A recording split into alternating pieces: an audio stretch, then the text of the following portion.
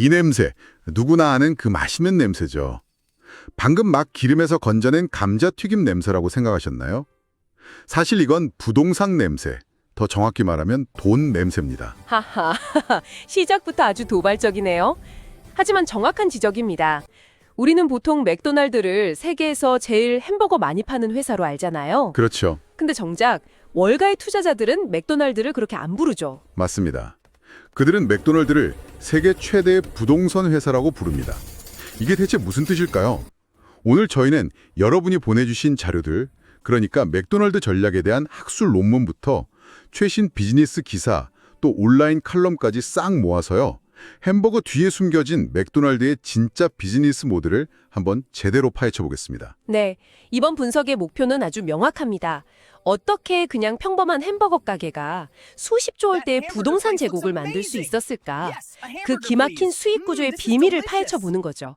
아마 이 이야기가 끝날 때쯤이면 여러분 동네 맥도날드를 볼 때마다 이제 햄버거가 아니라 그 밑에 깔린 땅이랑 건물이 먼저 보이게 되실 겁니다. 좋습니다.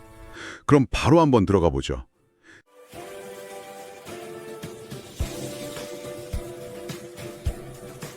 대부분의 사람들은 당연히 맥도날드가 햄버거, 감자튀김 이런 제품을 팔아서 돈을 번다고 생각하잖아요. 네, 당연히 그렇게 생각하죠. 그런데 이 재무자료들을 보니까 와, 이건 완전히 다른 이야기더라고요. 그렇죠.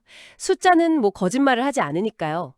2024년 재무자료를 보면 정말 충격적인 사실을 알 수 있습니다. 어떤 건가요? 맥도날드 본사가 직접 운영하는 직영점 있잖아요. 네, 본사 직원들이 직접 햄버거 파는 곳. 네, 바로 거기.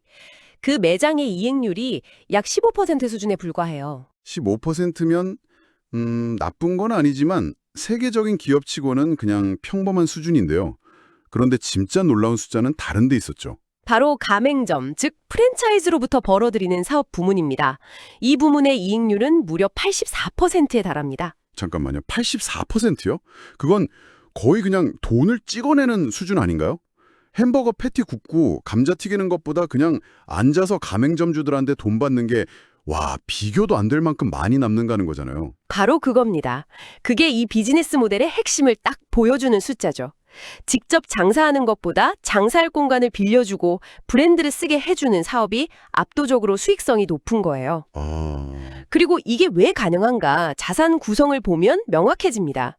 맥도날드의 총 자산 중에 무려 60%, 많게는 80%가 토지랑 건물 같은 실물 부동산이거든요. 그래서 월스트리트가 맥도날드를 부동산 회사라고 부르는 거군요. 그냥 비유가 아니라 진짜 회계장부상으로도 그렇다는 거네요. 그 자산 가치가 대략 어느 정도인가요? 2024년 기준으로 보면요. 그 가치가 약 400억에서 550억 달러 사이로 추정돼요. 550억 달러? 네, 우리 돈으로 환산하면 50조 원이 훌쩍 넘는 정말 천문학적인 금액이죠. 심지어 회사 전체 매출에서 가맹점주들한테 받는 임대료 수입이 차지하는 비중이 한 35%에서 40%에 달합니다. 말 그대로 햄버거가 아니라 임대료로 회사가 굴러간다고 해도 되겠네요. 과언이 아니죠. 근데 이게 처음부터 계획된 걸까요? 1950년대에 레이크록이 사업 시작할 때부터 훗날 우리는 부동산 제국이 될 거야 라고 생각했을 것 같진 않은데요? 아주 좋은 질문입니다. 처음부터 이런 큰 그림을 그린 건 아니었어요. 창업자 레이크록은 그냥 햄버거를 더 많이, 더 빨리 팔고 싶어 했죠. 네. 그래서 1950년대에 공격적으로 가맹점을 늘렸는데 문제가 생긴 겁니다. 가맹점은 늘어나는데 본사에 돈이 안 쌓이는 거예요. 로열티 수수료가 너무 낮아서요. 버는 것보다 쓰는 돈이 더 많았군요. 맞습니다. 회사가 거의 파산 직전까지 갔어요. 그때 구원투수가 등장합니다. 드디어 나오는군요. 그렇습니다. 바로 맥도날드의 첫 번째 재무 책임자, CFO였던 해리 소넨본이라는 인물입니다. 그가 재무 상태를 꼼꼼히 뜯어본 다음에 절망에 빠진 레이크록한테 역사에 남은 조언을 하죠. 뭐라고 했나요? 당신은 햄버거 사업을 하는 게 아닙니다. 당신은 부동산 사업을 하는 겁니다. 그 유명한 말이 거기서 나왔군요. 햄버거 사업이 아니라 부동산 사업이라니 레이크록도 처음엔 이해를 못했을 것 같은데요. 물론이죠. 하지만 소넨본의 아이디어는 아주 간단하고 명료했습니다. 이른바 소넨본 모델의 핵심은 이거예요. 앞으로 가맹점을 낼 때 본사가 직접 목 좋은 땅을 사는 겁니다. 본사가요? 가맹점주가 아니라? 네, 직접 사거나 아니면 장기 임대를 해요. 그리고 그 부동산을 가맹점주한테 다시 빌려주는 거죠. 그러니까 가맹점주는 맥도날드라는 브랜드랑 계약하면서 동시에 맥도날드라는 건물주하고도 계약을 하는 거네요. 절약합니다. 계약이 이중으로 묶이는 거죠. 이걸 통해서 맥도날드는 두 개의 아주 안정적인 수입 파이프라인을 확보하게 됩니다. 첫째는 기존처럼 브랜드 사용료, 즉 로열티로 매출의 한 4~5%를 받고요. 네, 그건 일반적인 프랜차이즈랑 같고 그리고 둘째, 훨씬 더 중요한 수입원으로 부동산 임대료를 받는 거죠. 이 임대료가 보통 매출의 10%에서 많게는 20% 이상을 차지합니다. 와, 로열티보다 임대료가 훨씬 크네요. 그런데 여기서 손해본 모델에 진짜 마법이 있다고 들었어요. 임대료 받는 방식이 아주 특별하다고요. 맞습니다. 그냥 매달 1,000만 원 이렇게 고정 월세를 받으면 그건 그냥 평범한 부동산 임대업이겠죠. 근데 맥도날드는 퍼센테지 임대료, 그러니까 매출 연동 임대료라는 방식을 도입했어요. 매출 연동 임대료요? 가게 매출에 따라서 임대료가 달라진다는 건가요? 네.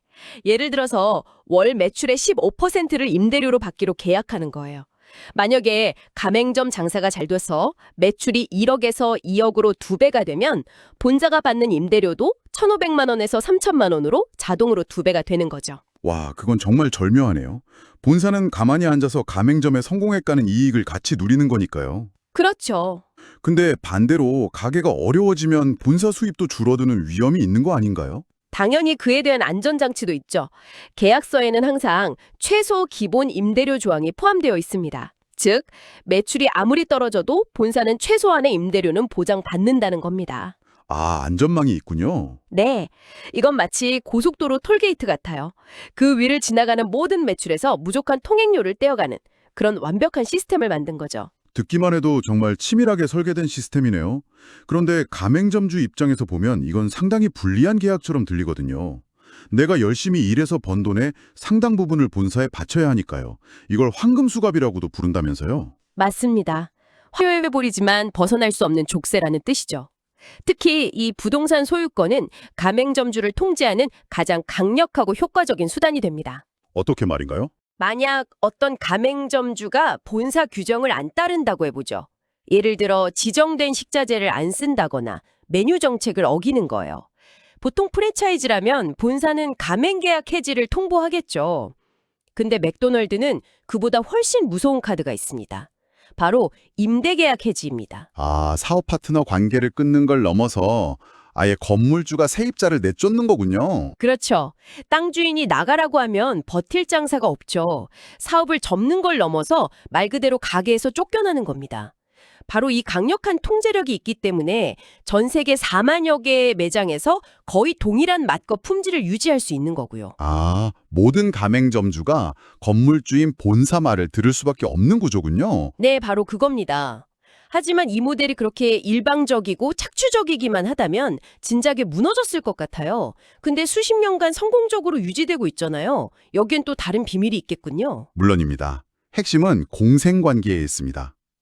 역설적이지만 가맹점이 망하면 건물주인 본사도 임대료를 받을 수가 없게 되잖아요. 아, 그렇죠. 그래서 본사는 가맹점주들이 돈을 벌도록 필사적으로 도울 수밖에 없는 구조예요. 어떤 식으로 돕나요? 모든 방면에서 지원하죠. 수백억 원을 투자해서 조리 시간을 단축하고 인건비를 줄여주는 최첨단 주방 시스템을 개발해서 보급하고요. 네. 또 BTS 세트처럼 개별 점주가 절대 할 수 없는 전 세계적인 마케팅을 기획해서 손님들을 매장으로 끌어모으죠. 가맹점주의 성공이 곧 본사의 이익으로 직결되기 때문입니다. 듣고 보니 일리가 있네요. 초기 투자 비용은 엄청 높고 임대료 부담도 크지만 맥도날드 가맹점이 연평균 매출이 30억 원이 넘는 안전한 투자처로 인식된다고 하더라고요. 맞습니다. 결국 가맹점주도 이 시스템 안에서 안정적으로 큰 돈을 벌 수 있다는 믿음이 있으니까 기꺼이 그 황금 수갑을 차는 거군요. 정확합니다. 서로의 이해관계가 부동산이라는 끈으로 아주 단단히 묶여있는 기묘하고도 강력한 공생관계인 셈이죠. 알겠습니다. 정말 흥미로운데요. 근데 이 미국에서 만든 강력한 부동산 모델이 다른 나라? 예를 들어 부동산 법이나 시장 환경이 전혀 다른 곳에서도 그대로 통할까요? 가장 빠르게 성장한다는 중국 시장은 어떻습니까? 중국은 현재 미국 다음으로 큰 맥도날드에게 가장 중요한 시장입니다. 그런데 중국에서는 이 모델을 약간 변형해서 적용해요. 2017년부터는 현지 파트너인 CITC 그룹이 운영권을 인수해서 개발 라이센스 방식으로 운영하고 있습니다. 개발 라이선스 방식이요?